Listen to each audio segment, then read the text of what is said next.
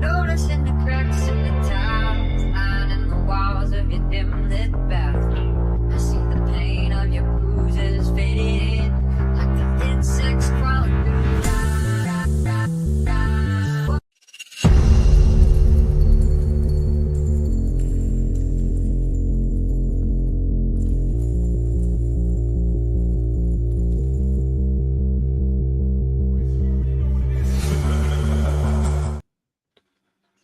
Hello, everybody.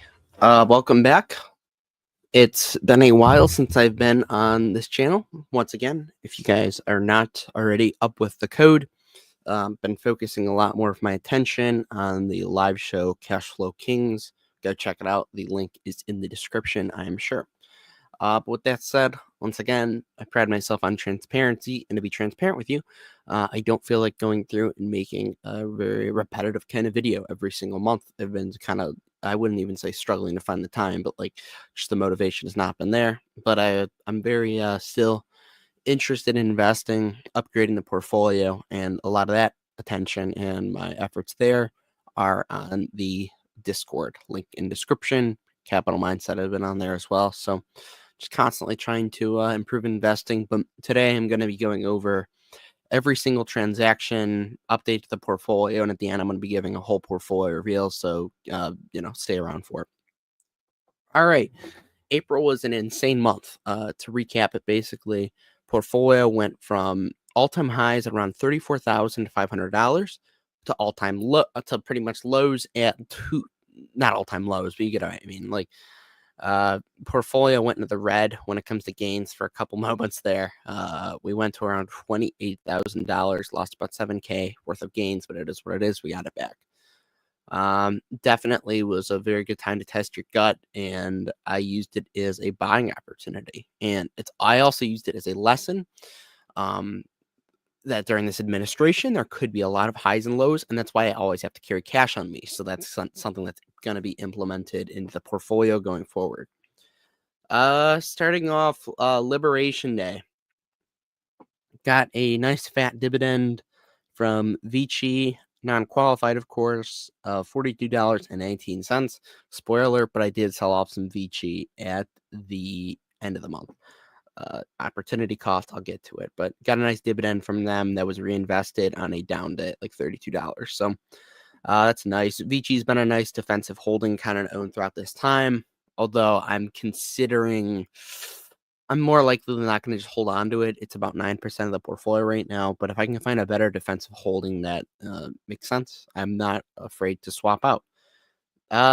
Then this was once again Liberation Day. I sold 4 shares of ESCOV, just that's cash. And this is going to be a very repetitive transaction throughout the month, but I bought $200 worth of Amazon at $180, 5 shares of SHG at $24. The next day, April 4th, I made an amazing transaction. I sold more ESCOV, bought 8 shares of SHG. I think this is the day that the S&P was down like maybe 7%, something like that. Bought 8 shares of SHG at $22.86 and $175 worth of Uber at $64.61. If the most obvious deal on the market today, I think, is Uber below like $65. Like, that's, knock on wood, but free money. That's a joke, obviously. Don't listen to what I said. Then next day, pretty much just bought 4 shares of SHG at $22.22. Then put $100 into Amazon, $170. Bought 4 more shares of SHG. I used this as a great time to load up on my SHG, and thankfully now I'm not going to have to buy anymore because I'm pretty much flat on it. So I'm happy where the allocation is at there. Continued once again, sold more ESCOV, put it into SHG, 2 shares of SHG, and $50 worth of Amazon. There was a little nibbling day. I think that it was like the weirdest day ever. It was like the first day that it was normalized that the S&P was like, it was only down like 3%. And it's like, oh, this isn't that bad, but still used it as a buying opportunity, nibbled a little bit there.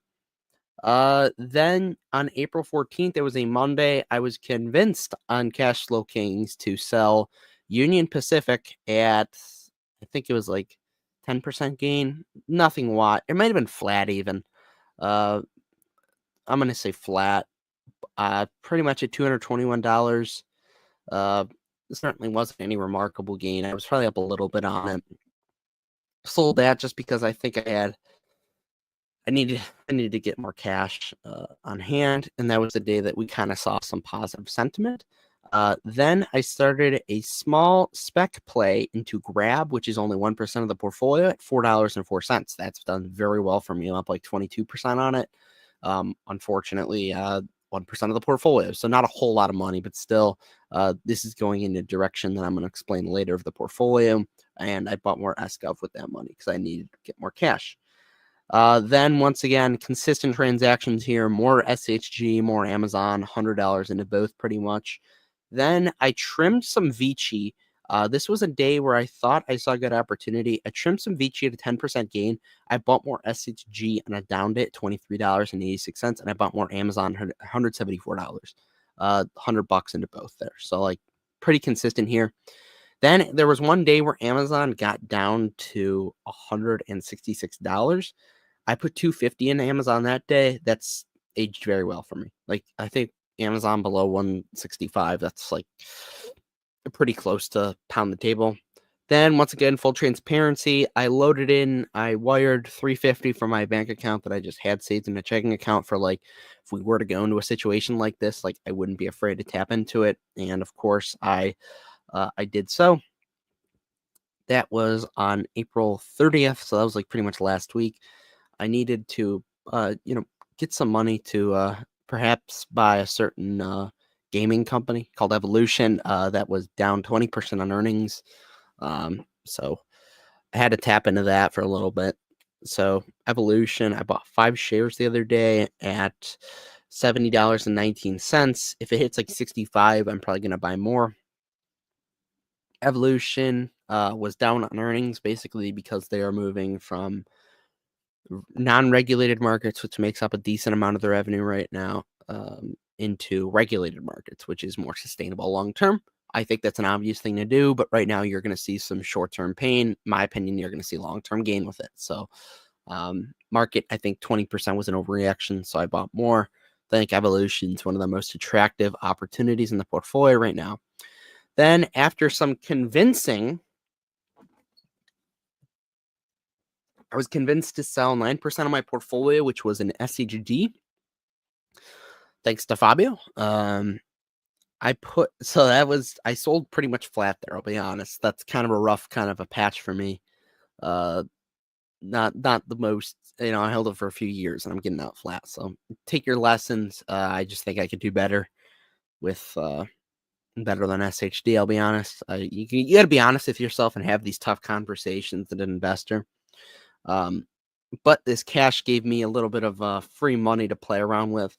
First off, with that cash, I put $1,500, basically half of it into SGov. Just wanted to replenish my cash after a heavy month of buying. Anything that I was taught was just to have cash ready for any situation. Then I put 600 of that into SHG, just happy to consistently invest more. And I put another $380 to buy 2 shares of Amazon at $189 right before earnings, and that's pretty much traded flat. So I'm happy with that. I think I'm absolutely upgrading the portfolio. It sucks to, sell out of a position that you've held for a while at a loss pretty much, opportunity cost loss, inflation. But you take your lessons and you move on. And I understand that, like, I could have waited it out. You never know what's going to happen. So that was all the transactions for the month. You're going to see probably for a while little hit in dividend income. It is what it is.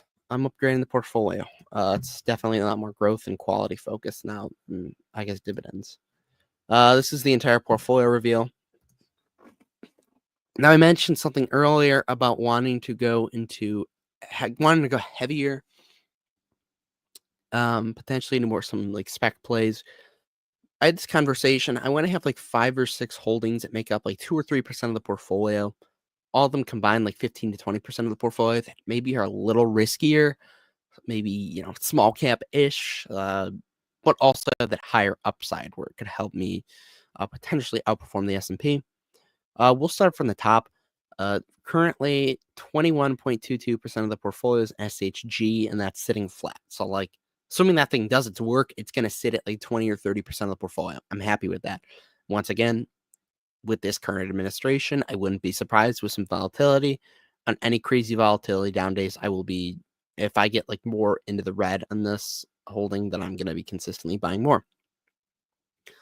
Largest individual holding as of right now has been kind of back and forth, but it's Visa at the moment at 12%. Highest conviction holding by far. And I've had some thoughts of potentially, I got to do more research. I think it's fair value right now, and I wouldn't be opposed to buying more. It's such a great business. I'd be happy with Visa at like 20 or 30% of the portfolio. It's just consistent, makes money. That's all there is to it. Perfect business model. Probably the favorite company in the portfolio. Close second though is Amazon. This is one that I've become a perma bull on recently. Advertising business is kind of a hidden gem. They're a giant. That's all I gotta say. AWS is growing like a mother effer. I like Andy Jassy, CEO. Bezos continues to sell shares. I'll pick them up from him. But yeah, that's going to be added 170s probably with the cash that I have now, but I like that a lot. I'm willing to bet that that's going to do pretty well. Then we have about 11% of the portfolio in cash. I have another like $500 that's just not in anything right now, so that's an SGov. Like where that's at right now. Then we have Vici, kind of a defensive holding at 8.7% of the portfolio. I like real estate. But once again, I'm considering swapping out the options there. I think there's nothing stopping me from putting it if I see a better opportunity or defensive holding that somebody brings up. Maybe put a little bit of Vici into it or like completely swap. I don't know. Was debating maybe putting a little Vici in a BTI, but I'm up 26% on BTI and it like doesn't make sense. So yeah. Next, we have Microsoft, and I was debating selling out of it and just putting it in SHG or Amazon, but I'm not going to. It's a compounder. Makes up 7.8% of the portfolio right now. Held it for a while, up 80%. I like where I'm at right now with that. Next, we have High Tide making up 5.7% of the portfolio. I'm down only 5% on it. It was a lot more in the red this was probably the hardest holding to own, honestly, during April. I feel like sentiment changed like overnight with it, but held on to it, of course. I bought a little bit, but I could have like loaded up at like $1.68, $1.70. That would have been nice, but it is what it is. I think, look, this was one of the biggest like battles I had in my head, but I think High Tide, I could have seen it trading or like lagging. It doesn't necessarily move with the market, so I could have seen a scenario where they stayed maybe there, lagged behind, but did the opposite. I think like the lowest price I got it at was like $2, maybe $1.90, a little bit, but like I think it's just best $1 cost average if it goes into a crazy decline like that. That's how I'm going to be approaching it. We're still having Raj Grover on Cashflow Kings sometime this month, hopefully. So keep an eye out for that. That's going to be an absolute treat to have him on. 5.78% of the portfolio, like where that's at right now. I'm not really looking to add. I do have some worries about the Canadian consumer, so something a bit macro there. Next, making up 5.6% of the portfolio, pretty much same weighting as High Tide, is Uber. Uber reported earnings today, 4 times the amount of free cash flow growth that Tesla has, but down 2% on the day. Makes sense. But I'm up 30% on Uber in the short time that I've held it. Thank you once again, Aria, for pretty much sharing this with me, this idea. And it's turned out pretty well so far. I think if we got back to like $70 or $72, mid 70s, I would not be opposed to adding more and making it like 10% of the portfolio. It's the more I do research into it, the more convicted I am. Crazy. I'd say it as a moat. They're buying up small like delivery companies too. You have Grab, they own a good stake in that, so it's giant. I like the CEO a lot, so yeah. Next we have Disney, which is up 10% today. This is another probably one of the second hardest holds during this entire thing. Just feels like Disney, like they wreck their own sentiment. Still, they reported earnings today and fundamentals look pretty solid with them, so I'm holding on for now. If it gets to like 120, I get in the green again and I see an opportunity where it's like, okay, this makes sense to swap out. Maybe SHG is still flat in the portfolio. I'd consider it, but I've held it for so long now. You gotta pay attention to fundamentals. Evolution is currently the biggest loser in the portfolio, sitting at minus 11.2%. With the dividend I get in a few days, that's going to be cut in half pretty much. So, like, actually, not in a few days. They pay at the end of the month. I'm sorry, but they pay a fat dividend. It is an annual dividend, free money, right? That's at 4.8% of the portfolio. Once again, I said I'd buy more at like mid 60s.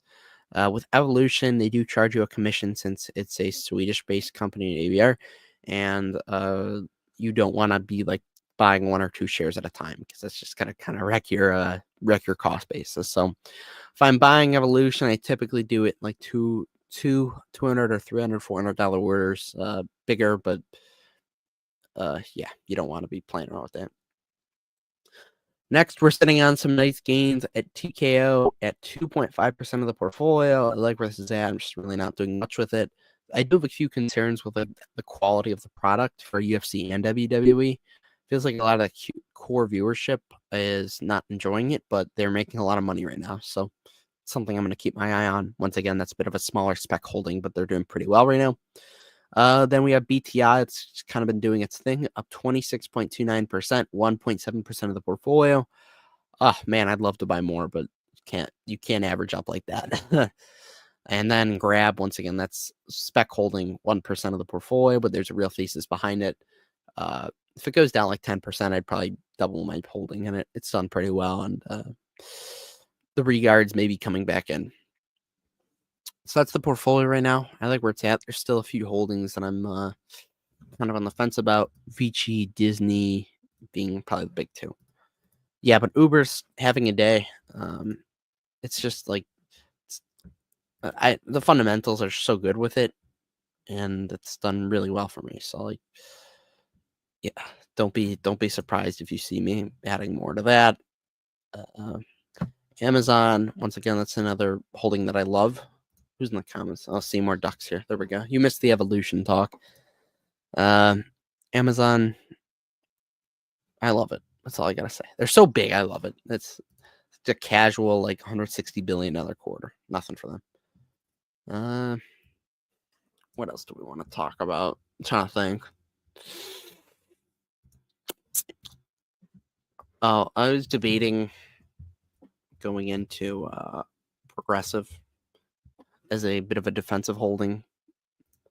I still got to do more research on it. My issue is just like the due diligence part of it, because like it's hard for me to understand insurance companies. So yeah, once again, I like the idea of having maybe 10 holdings, having a few that I like put a lot of allocation into and follow a little more closely. Those Visas, those Microsoft, Amazon, right? Actually, we're gonna go on FinChat because I want to. We also sold out of Starbucks. I think that might have. Oh, okay. I timed Starbucks perfectly. I hate to like pull a Joseph Carlson here, but I did time it like really nicely. Yeah, it's like the CEO is the only catalyst they have right now. It's just not the most ideal thing. I'll take a look at Microsoft because this has been kind of a weird holding. All right, 33.5p. I should have bought more at like 380, but that is what it is. Yeah, like it would have been nice to. Still, I mean, you can make the argument it's overvalued. That's a fast jump up in price too. They just consistently grow, man. That's a compounder. I don't think I should be selling that. It's a very high quality company.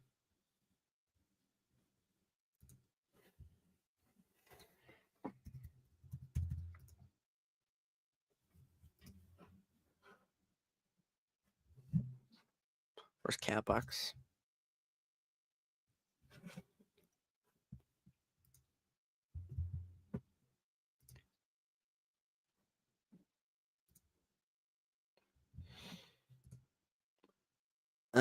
Secret small cap for you. Okay, I'll look it up. What do they do?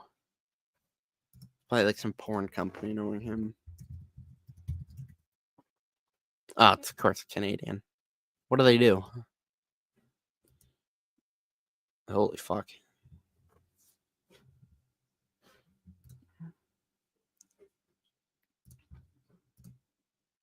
Dividend did well. What do they do?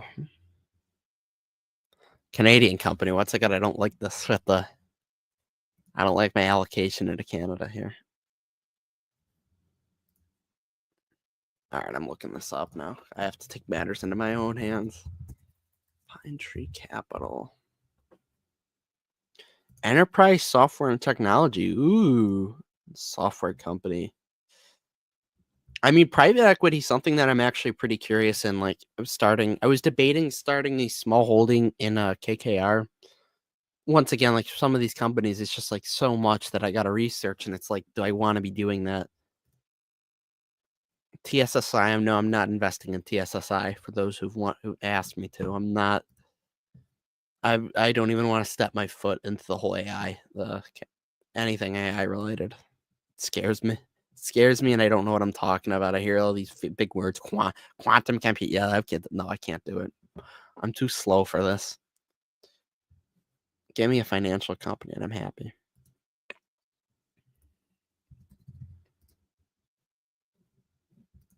Oh, great, they don't have free cash flow. Amazing. This company get destroyed in the past. The new management. What does it do though? It's explain the business to me.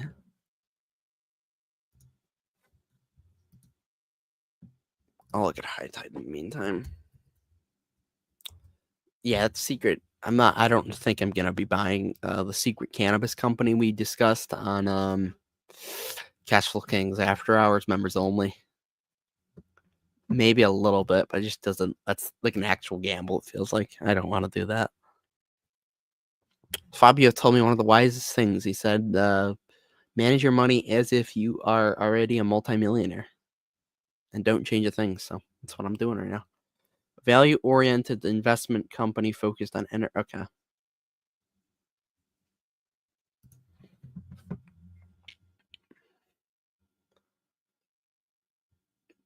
Yeah, High Tide's been doing nice lately. I want to see how bad this free cash decline supposedly was. We're quarter to quarter. All right. FinChat's doing its thing. Yeah, okay. So this is what people are spazzing out about. I believe this was planned because it's one of the weaker quarters when it comes to demand, and people are not happy. Fuck it, I want to look at Uber. Just see where I think it's at value-wise. Uber and then Visa. Somebody remind me to look at Visa. Jesus Christ, they're still in 18 PE. And I'm priced to free cash flow 26. Good God, Gupta. Fuck off, that's good.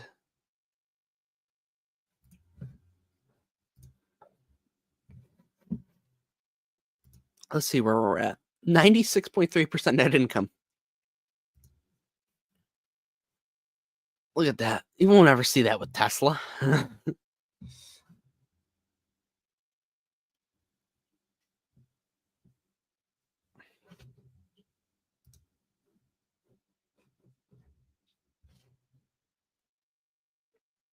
Good God. Just ridiculous.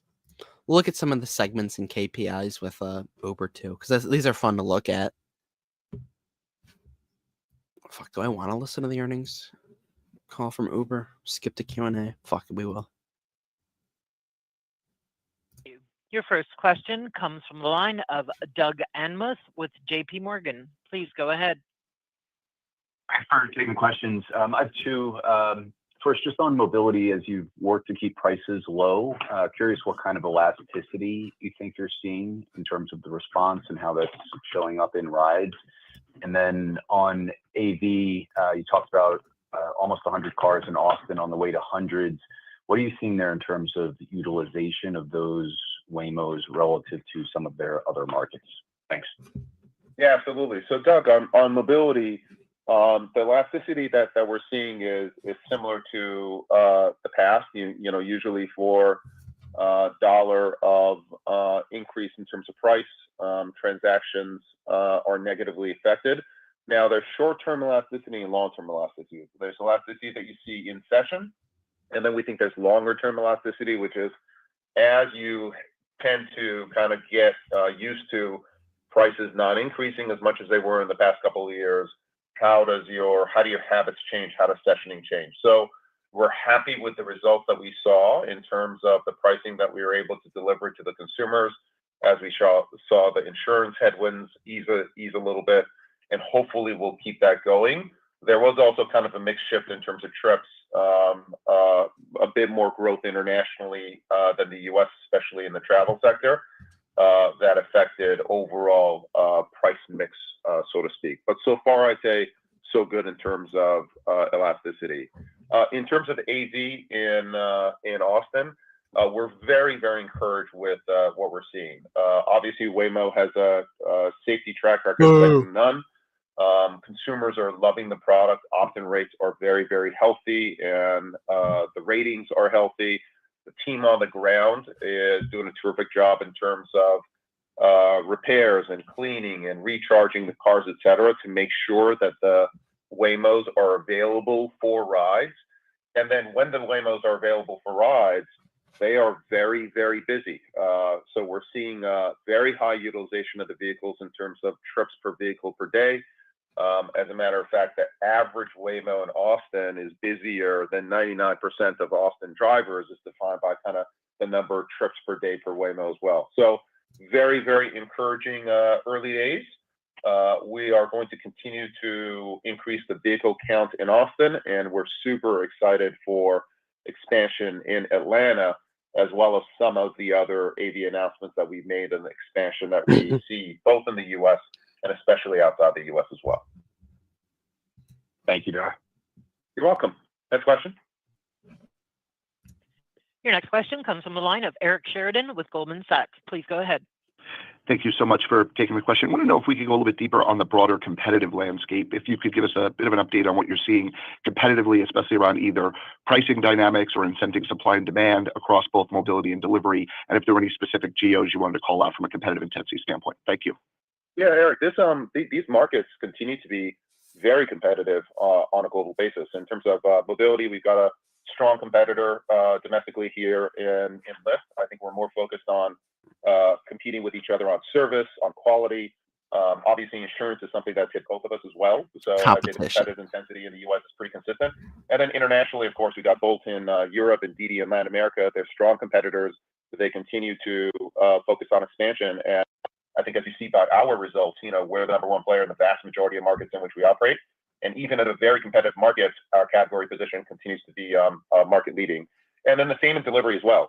Obviously, the U.S. market is highly competitive. We're seeing terrific growth, both in terms of top line, in terms of margin, in terms of our grocery and retail business that accelerated this.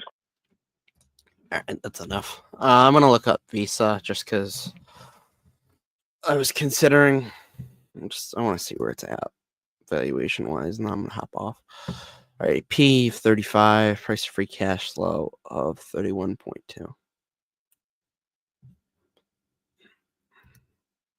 All right, here we go. I want to look at the P. I want to look at historically where the PE trades at. All right, what's a P? Price to free cash flow.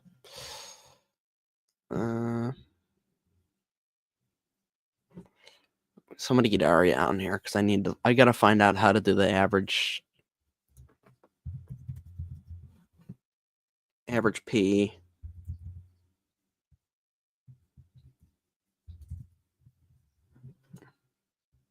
Somebody teach me how to do this. Maybe it's under charting. Yeah, that might be the issue.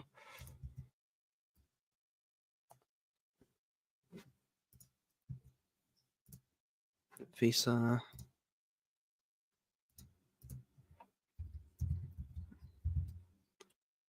P.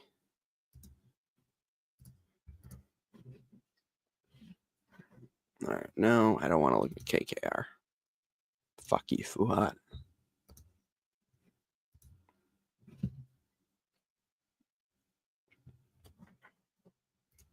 Someone get Aria in here. I need to see where. All right, I'm gonna look up Visa.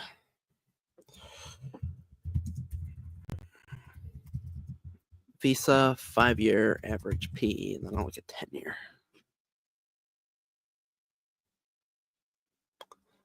34.24. Or okay, so it's trading a little above average. Once again, I'd say like reasonable. And then 10-year average PE 31. Okay, so it's trading at a bit of a premium. I wouldn't oppose it. I don't think it's a horrible buy here. Uh-oh. It's like the consistent revenue growth, though. It's so hot. Then price to free cash flow I want to also look at.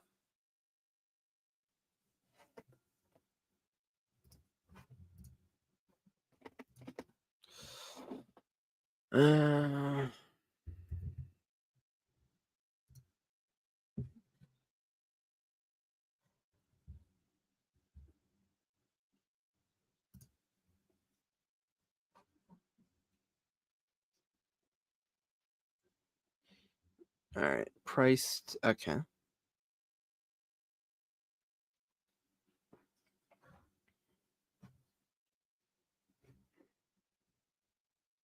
It's trading similar valuation of around the end of 2021 clown run. So that was 10-year price for cash flow.